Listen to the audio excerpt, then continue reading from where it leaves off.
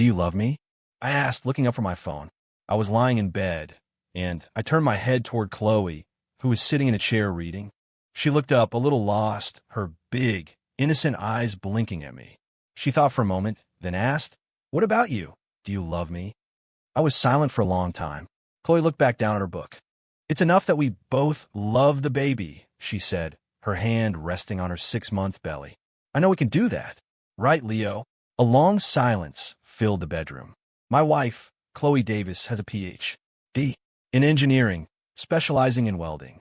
She was the only woman in her entire department, the undisputed queen of the program. She wasn't stunning, but she was cute, with large eyes and a touch of baby fat on her cheeks. And yet this adorable, brilliant woman had never even been on a real date before me.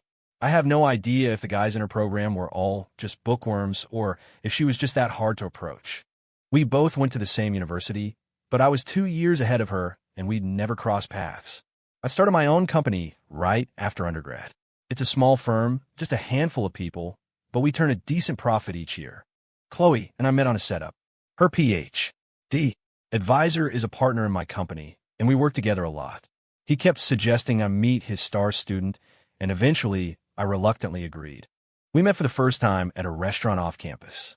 Watching her bounce toward me, I have to admit, I didn't feel a thing. She was almost 30, but seemed like a kid who hadn't quite grown up, and she looked younger than her age.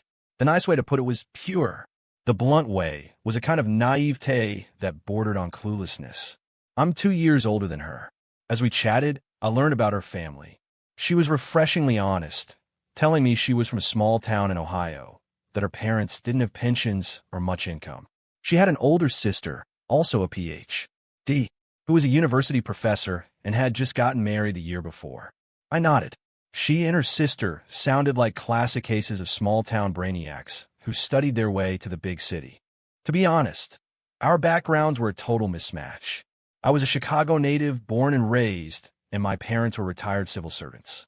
A guy with my profile could easily find a younger, prettier local girl. After I told her about my situation, I saw a flicker of disappointment in her eyes.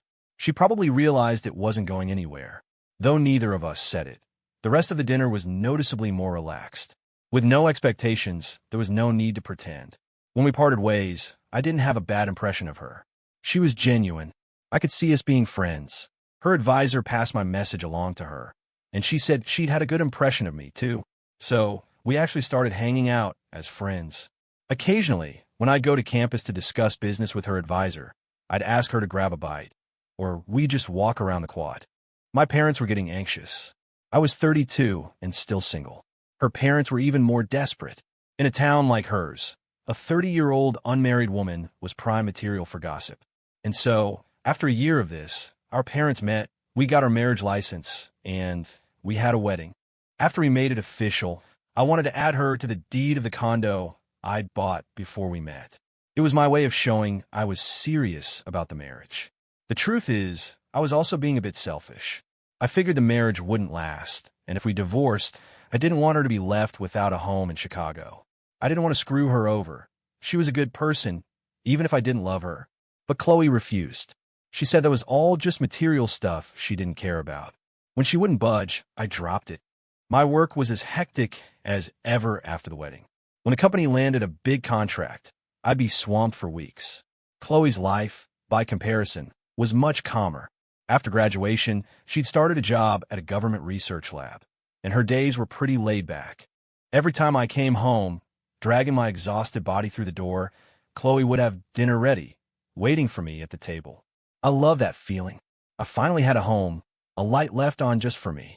It wasn't that I saw her as a maid.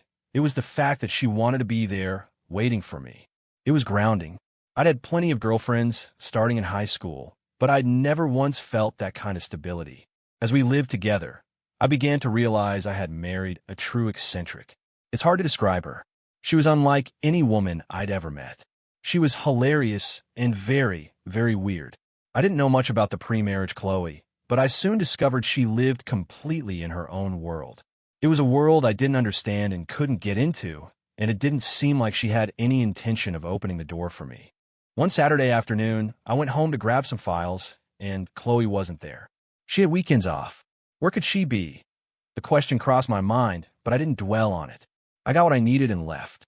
As I was driving past the pavilion in the local park, I heard a commotion and saw Chloe perched on a bench, playing chess with a group of old men.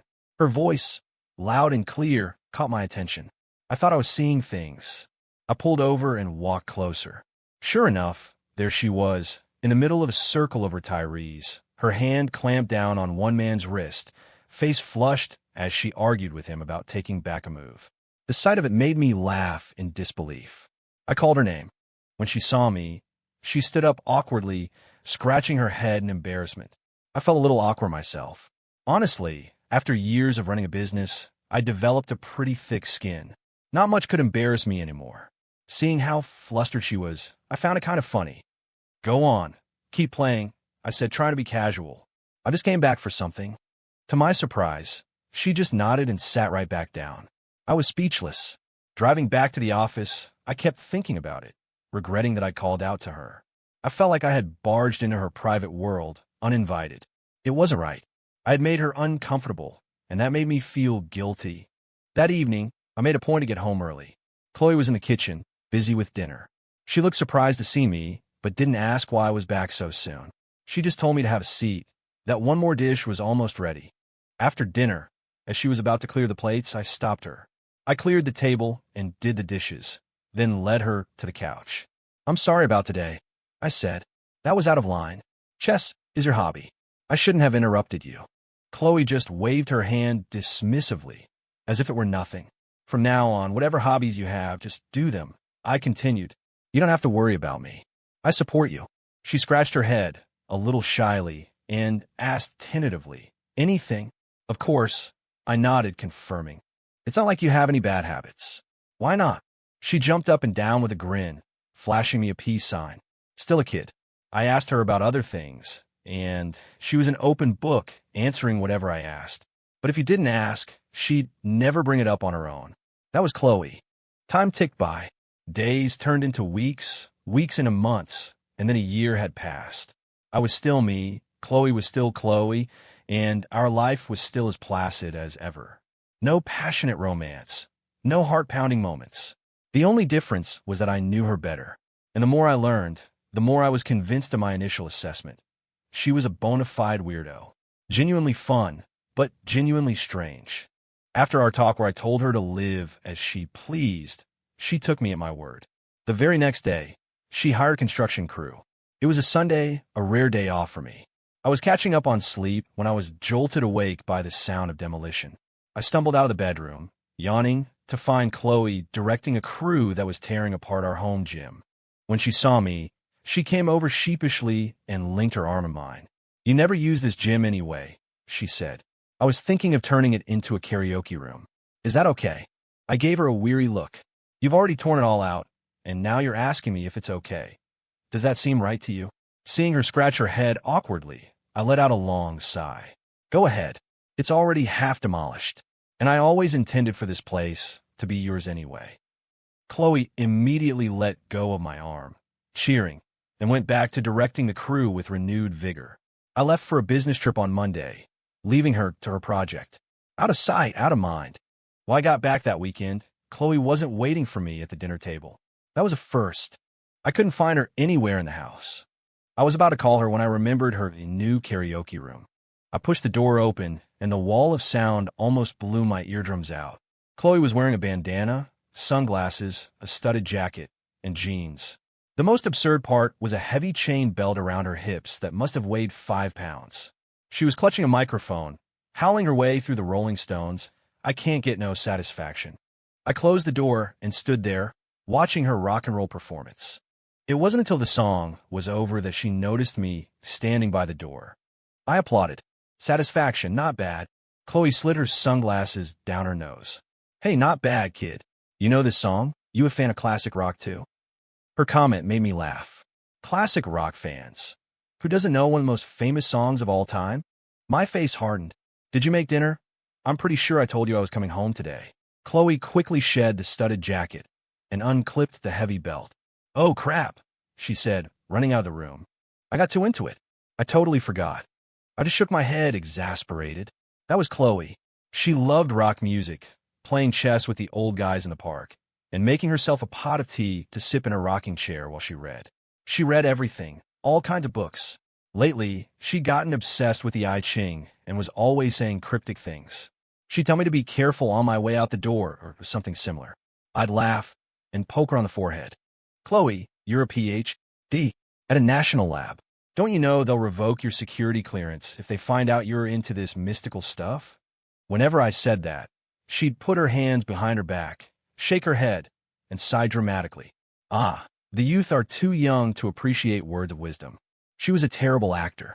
I have to admit, she was right a couple of times, but mostly it was nonsense. On our first wedding anniversary, my mom asked me to bring Chloe over. By now, my parents considered her the apple of their eye. I had assumed a PhD in welding would be a typical, socially awkward engineer. But she was a natural with people. Not only was she popular at work, but everyone in my family, from the adults to the kids, adored her. My parents treated her like the daughter they never had. I once asked her how she managed to get along with everyone so well. She put on a wise look, stroking an imaginary beard. It's simple, sincerity, and it was true. She treated my parents like her own. No wonder they loved her. At dinner, my mom had Chloe sit next to her, serving her food and fussing over her. As I sat there eating, Chloe dropped a bombshell. She put down her chopsticks and said to my parents, "Mom, Dad, I'm pregnant." My mouth fell open. I was stunned. How did I not know this? My dad was so happy his eyes crinkled into slits, and my mom hugged Chloe and started crying with joy. From that moment on, they practically enshrined her. After dinner, as I was driving Chloe home, my mom gave me a list of instructions. You have to help her walk. Don't let anything happen to her. If there's any danger, you throw yourself in front of her, even if you get crippled. Give me a break. I guess I wasn't worth much. On the way back, I asked Chloe why she hadn't told me she was pregnant. She looked at me, a little hurt. You haven't been home in 2 weeks. It's not exactly news you share over the phone. You were coming back today and Mom and Dad were there, so I figured I'd get everyone up to speed at once. A wave of guilt washed over me. I was a pretty lousy husband. She must have gone to her appointments alone. Even if there was no love between us, I should at least be there for her. In the following weeks, I cut out all non-essential meetings and went straight home after work. Chloe's routine didn't change at all. Work, cook dinner, and then settle in with a pot of tea and a book. I'd lie on the bed, scrolling through my phone. We almost never fought. She had a great temper, but the main reason was that we barely communicated. She lived in her world, and I couldn't get in. I've seen too many marriages sour, where love turns to hate, where people cheat and change. I couldn't imagine what would happen if I married someone I was crazy in love with. When the passion faded, would the daily grind turn us into bitter enemies? Our situation was pretty good, all things considered. I'd married an eccentric who didn't care about jewelry, handbags, clothes, or makeup. She carried a beat-up, knockoff North Face backpack, wore $5 white t-shirts, and the same pair of Converse sneakers she'd worn on our first date, taking the bus to and from work every day. The only thing she spent money on were books and tea. Once, I couldn't stand the sight of that ratty backpack anymore. A woman in her 30s carrying a worn-out fake. I bought her a big Gucci tote, something that could hold all her miscellaneous stuff. She never used it once. I got angry and yelled at her, but she didn't get mad. She just looked at me and smiled that silly smile of hers. What really annoyed me was her habit of going downstairs to discuss the I Ching and ancient philosophies with the old men in our complex. The retirees in Chicago can really talk, and many are surprisingly well-read. They'd have these lively debates, their laughter echoing through the courtyard. I just couldn't understand why she loved hanging out with them so much and had so little to say to me. It made me a little jealous. Watching my wife laughing so freely in a circle of old men, I get more and more irritated until I just turn and go back upstairs. Deep down, I knew she didn't love me. I knew what real love looked like. And Chloe, with her personality, maybe wasn't capable of falling in love with a man in that way. It was as if she'd found a decent, stable life for herself and settled in, content to live in her own world. Now, with a child on the way, that probably just solidified her resolve. I felt conflicted. The reason I married Chloe was that I thought she was smart, endearingly naive, wouldn't cause me any trouble, and would be easy to manage. A year later, she hadn't changed a bit, but sometimes I'd get this inexplicable feeling of frustration. There was nothing I could point to, no fault of hers, but something felt wrong. The day Chloe was 3 months pregnant, I was lying in bed scrolling on my phone when that feeling of unease hit me again. I turned my head and asked her, "Do you love me?" Chloe looked up from her book, a little lost, her big, innocent eyes blinking at me. She thought for a moment, then asked, "What about you? Do you love me?" I was silent for a long time. She looked back down at her book. "It's enough that we both love the baby," she said. "I know we can do that. Right, Leo?" Yes, we could definitely do that. Neither of us came from a broken home. We grew up loved and happy. We could absolutely be good, responsible parents. But it felt like I wanted something more. What was it? I couldn't put my finger on it. I gave up and went back to my phone. The next morning, for the first time ever, I got up early to drive Chloe to work. She stared at me, baffled. "Are you okay? If you have something to do, just go. You don't need to drive me. The bus stop's right outside my building." "I know. I have a meeting nearby, so it's on the way." She looked at me like I'd lost my mind. I hadn't driven her once in the 2 years she'd worked there. Why the sudden change? Ignoring her, I went down to the garage to get the car, then picked her up and drove to the lab. Getting in was a major hassle. Security checks, ID verification, I even had to leave my driver's license at the gate. Finally, Chloe had to come down and vouch for me, telling the guard I was her husband before he let me through. I complained to her about the process. Chloe just patted my arm. "It can't be helped," she said soothingly. "We have a lot of classified projects here. You wouldn't have gotten in without me clearing you." "Then why'd you let me struggle for so long instead of coming down sooner?" I grumbled. "You might have to come back again. It's good for you to know the procedure," she said calmly. Inside her building, everyone from the janitors to the scientists greeted Chloe warmly, calling her Dr. Davis. She just nodded politely in return. I was floored. Chloe seemed to have some serious clout here. When we got to her office, she put down her bag and looked at me, puzzled. "Why are you still here? Which office is your director in? What do you want? I don't think our lab has any projects that would fit with your company. Just tell me where it is." Chloe pouted and muttered under her breath, so secretive. Then she said, "Fine, I'll take you." She led me to the lab director's office and knocked. The director was wiping down his desk. When he saw Chloe, he immediately put down a rag. "Dr. Davis, please come in. And this is..." "Director, this is my husband," Chloe introduced me. The director shook my hand warmly. I didn't waste any time. "Director, it's nice to meet you. I'm here today to request leave for Chloe.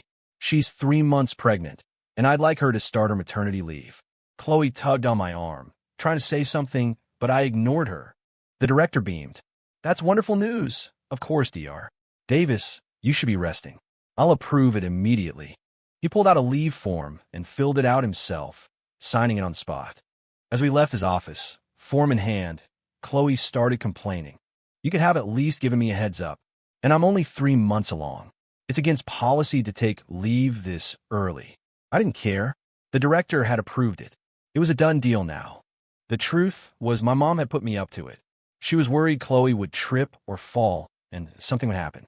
I figured she was right, so I decided it was better to ask for forgiveness than permission. With her on leave, Chloe fully embraced her freedom.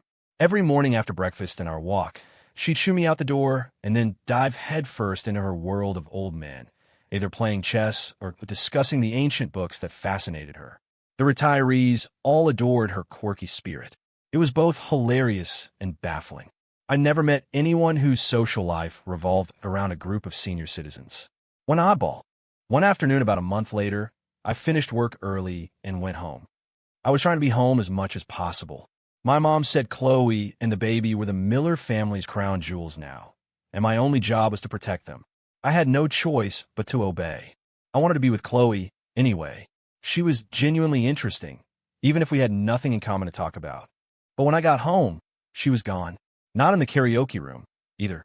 I strolled downstairs, assuming she was with her crew, but one of them, Old Man Hemlock, told me she'd gone fishing at the Lincoln Park Lagoon with 2 of the other guys. I almost lost it. Where she fell in. It was so dangerous. I drove straight there. Sure enough, I could see her from a distance, holding a fishing rod. I walked up to her, fuming. "Couldn't you have told me where you were going? This is dangerous. What if you fell in?" Chloe turned her head. What are you doing here? I didn't care that she was pregnant. I let her have it. She just looked at me with that silly smile, not saying a word. I scowled. This is serious. What are you smiling about? You made a huge mistake. She pouted, then bowed her head. I'm sorry, I was wrong. Great. That just completely deflated me. A fight would have been better. She wouldn't engage at all. What was I supposed to say? I couldn't get physical. My dad would kill me. Defeated, I shut up and sat with her by the water, fishing for the rest of the afternoon. I was so fidgety, she tried to get me to leave several times, but I just glared her into silence. And so, Chloe added a new hobby to her list, fishing. Every day she'd grab her bucket and rod, round up a few of the old guys, and they'd be gone for hours. By the time she was 6 months pregnant, her appetite exploded. She craved everything. I drove her all over Chicago, hunting down different foods to satisfy her cravings. My mom said it was normal for pregnant women to be like that, as long as she didn't overdo it. So, I resigned myself to being her culinary chauffeur. Then one day, while I was in the middle of a major project, I got a text from her on WhatsApp. Honey, I'm craving beignet. I'm going to New Orleans. What the hell? Just like that, I called her immediately. Honey, you want beignet? Just wait a couple of days. I'll take you this weekend. There was a long pause on the other end. Then, Chloe's voice came through. Honey, I'm already on the Amtrak. I nearly blew a gasket. You wait until you're on the train to tell me. This isn't asking. This is informing me. She sounded a little hurt. Last time, when I went fishing, you said I had to report my whereabouts to you. Fine. She had me there. I was completely out of moves. Just wait for me at the station in New Orleans. I'm booking a flight right now. And just like that, I bought a plane ticket and flew over 800 miles to New Orleans, all to take her to Café du Monde for some fried dough. Since we were already there, we decided to make a trip of it, spending a few days seeing the French Quarter and other sights. It was a rare vacation for us.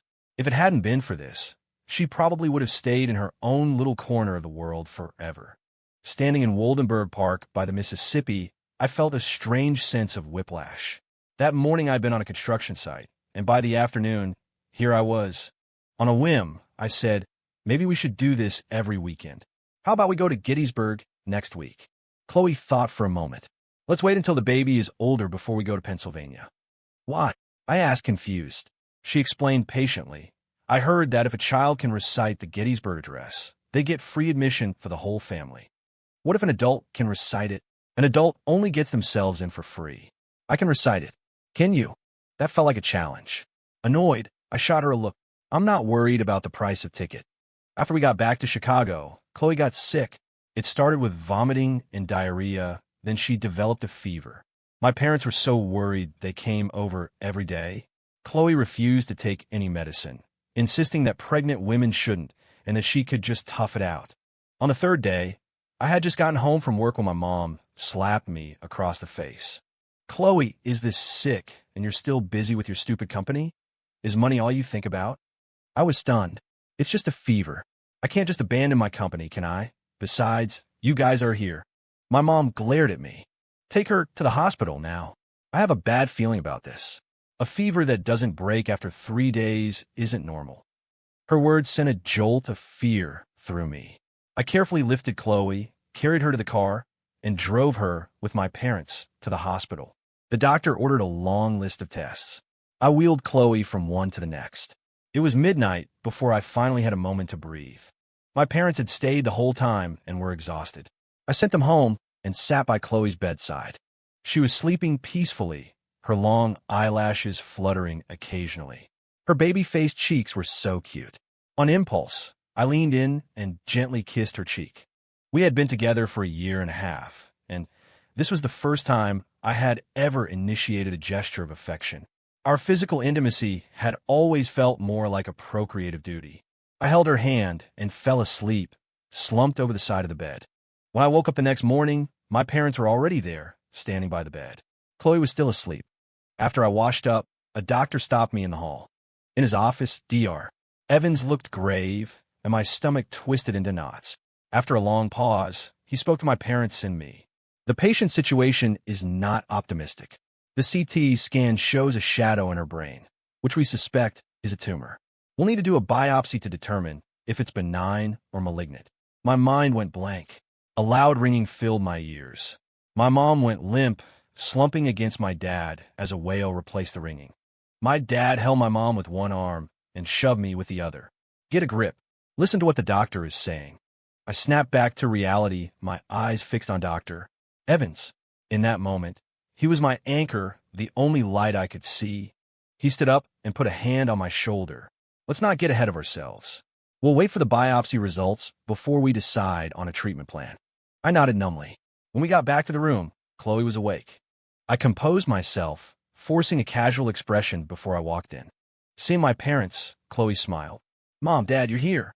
You don't have to come every day. It's too much trouble. My mom's tears, which had just stopped, started flowing again. My dad quickly led her out of the room. Chloe looked at me, confused, and I had no idea how to begin.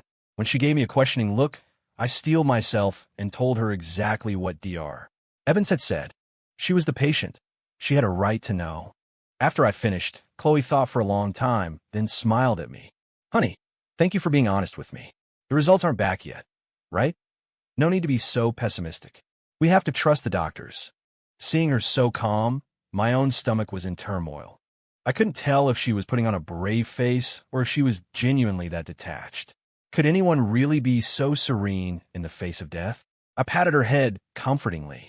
You're right. We'll trust the doctors. Chloe smiled and nodded vigorously. The wait for the results was agony. After the biopsy, I felt like I was going crazy. I couldn't sit, couldn't stand, just paced endlessly around her room. Seeing my restlessness, Chloe let out a small laugh. I looked at her, confused. Honey, she said softly, worrying now is just burning yourself out. Whether the news is good or bad, we won't know until tomorrow. Panicking won't change anything. We just have to wait. With that, she picked up the book from her nightstand and started reading. I truly admired her calm and clarity, but I couldn't emulate it. Even knowing the answer was a day away, I was consumed by anxiety. That day was the longest of my 33 years. Finally, the next day came. I rushed to the doctor's office. My parents wanted to come, but I told them to wait, afraid they couldn't handle the shock. Murphy's Law can be terrifyingly accurate. When the doctor said the word malignant, everything else he said faded into white noise. All the strength drained from my body, and I collapsed into a chair. It wasn't until he finished talking that I came to, looking up into his sympathetic eyes. Can it be treated? Is she going to die? We recommend palliative care. The tumor's location is pressed against major blood vessels and nerves, and it's already in the late stages. Surgery isn't an option, the doctor repeated patiently. How long does she have? I asked, my fist clenched. 3 to 6 months. It depends on the patient's state of mind and cooperation with treatment. I covered my face with my hands, my composure finally shattering. I had overestimated my own strength. After a long time, I slowly stood up. Doctor, can I ask you a favor? Can you help me keep this from my wife? The doctor shook his head. I wouldn't recommend that. There's no point, and you can't hide it. He had seen enough of life and death to know what patients needed. My heart sank in despair. This was hospice care. He wanted Chloe to go with her eyes open. Dr. Evans, please, I begged. Could you be the one to tell her? He nodded and left his office. I followed him to Chloe's room. My parents, waiting outside, rushed toward him, but I pulled them aside and told them I'd explain later. Watching Dr. Evans walk in her room felt like watching a judge deliver a death sentence. I couldn't understand it. Just a few days ago, we were fine on a spontaneous trip. Now our world was collapsing. When Dr. Evans came out, he began to explain Chloe's condition to my parents. I didn't listen. I told my dad to take care of my mom and hurried into the room. Chloe was reading. When she saw me, she put her book down and smiled. I stood nervously by her bed, at a loss for words. She took my hand. I'm sorry, honey, she said apologetically. The doctor said we have to terminate the pregnancy. They're going to induce labor this afternoon. I'm sorry I couldn't give you our baby. I shook my head frantically. It doesn't matter. As long as you're okay, that's all that matters. Chloe smiled faintly. I'll be fine. Go comfort Mom and Dad. And please, don't tell my sister or my parents yet. I nodded. At that point, I would have done anything she asked. She pulled her hand back and curled up under the covers. The rise and fall of the blanket told me she was crying silently. I didn't know if it was for our unborn child or for her own short, fleeting life. After a long time, the door opened and she peeked her head out. My dad came in, his eyes red, supporting my mom, who could barely walk. Chloe managed to smile for them. Mom, Dad, don't be sad for me. Everyone has to face this someday, sooner or later. I'm not sad. And thank you for loving me like a daughter. My mom stumbled toward the bed and collapsed onto it, sobbing. My poor child. Why is this happening? Seeing them both crying, I pulled my dad out of the room and into the emergency stairwell. I took out a pack of cigarettes, and we smoked in silence. There were a million things to say, but neither of us could speak. Finally, my dad broke the silence. What are you going to do? I crushed the cigarette under my shoe. What else can I do? We treat it. Every extra day is a day of hope. Maybe one day they'll find a cure for brain cancer. People always look for a non-existent escape when they're at their most desperate. I knew I was lying to myself, but I couldn't give up. My dad nodded firmly. We treat it. We'll sell everything if we have to. It won't come to that, I said, clapping him on the shoulder. I have money, and Chloe's job has good benefits. It'll be covered. We walked back to the room in silence. I don't know what Chloe said to my mom, but her tears had stopped. The two of them were chatting. My dad, normally a man of few words, sat by the bed and joined in. I guess they all felt that time was running out, and they needed to say everything they wanted to say. After lunch, they took Chloe for the induction. I waited outside the operating room. A nurse came out holding a small jar with a formed fetus inside and asked if I wanted it. I nodded grimly and took it. It was a boy. He never had the chance to be born into this world. If he had, I know Chloe and I would have been the best parents, raising him in a home full of love and peace. And now, in 6 months at most, Chloe would be gone too. I'd be all alone. I carefully stored the jar. When Chloe came out, she looked pale and weak. My mom immediately took over, caring for her day and night. It took a full week for Chloe to recover some of her strength. When she felt better, Chloe asked to be discharged. I refused without a second thought. I grabbed her hand, my voice pleading. Honey, please, let's try to treat it. There's still hope. You study the I Ching, right? Do a reading for yourself. You're always reading those old philosophy books. If Western medicine can't help, maybe there's another way. Chloe just smiled and shook her head. Honey, miracles aren't miracles if they happen just because we want them to. Let me go home. I want to live my last days with dignity and peace. She was right. I'd spent the last few days researching cancer treatments. For someone in her condition, without the option of surgery, the only path was palliative care, chemo, and radiation. The end result was always the same, a painful, emaciated decline. Her calm words convinced me. Dr. Evans signed the discharge papers. Back home, Chloe shut herself in the study. When she came out, she was holding a piece of paper. Bucket list: go home and see my parents and sister. Go back to the lab and see my colleagues. Go back to the university and see my professors and friends. Live the rest of my days peacefully and quietly. Looking at the simple list, I asked her, don't you want to travel? See the country? I'll go with you. Chloe just shook her head serenely. No, if I get next life, I'll travel then. I was never that interested in it in this life. No regrets. With that, she went in her karaoke room and poured her heart out.